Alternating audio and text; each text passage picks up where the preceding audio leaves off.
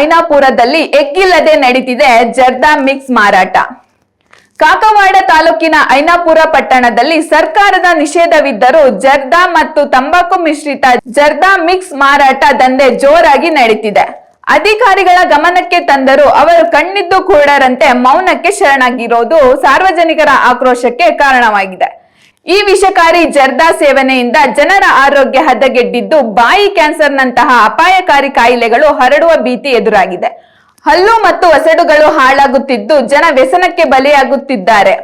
ಇಷ್ಟೆಲ್ಲ ಆಗಿದ್ದು ತಾಲೂಕು ಆಡಳಿತ ಮಾತ್ರ ಕುಂಭಕರ್ಣ ನಿದ್ದೆಯಲ್ಲಿದೆ. ಆರೋಗ್ಯವೇ ಭಾಗ್ಯ ಅಂತಾರೆ, ಆದ್ರೆ ಲಾಭದ ಆಸೆಗೆ ಬಿದ್ದಿರೋ ವ್ಯಾಪಾರಿಗಳು ಜನರ ಪ್ರಾಣದ ಜೊತೆ ಚೆಲ್ಲಾಟ ಆಡ್ತಿದ್ದಾರೆ.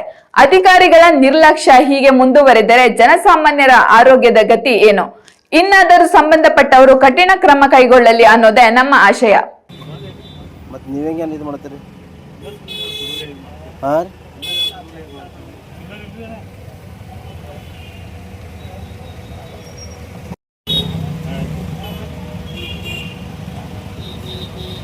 ಅದು ಎಲ್ಲಿ ತಿಕ್ಕಾಕ್ದಿರ ಅದ ತಂಬಾಕು ಅದ ರೀ.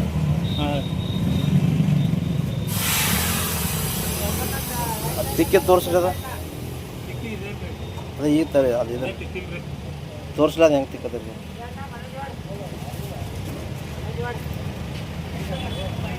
ಮೇಲೆ ತೋರಿಸ್ರಿ.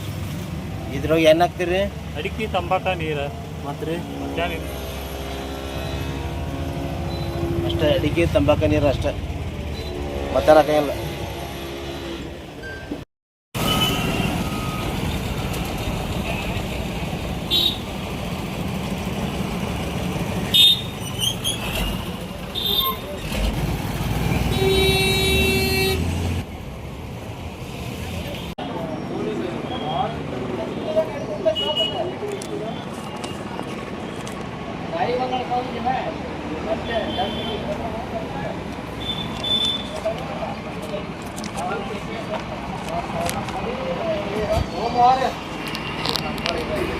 Yeah.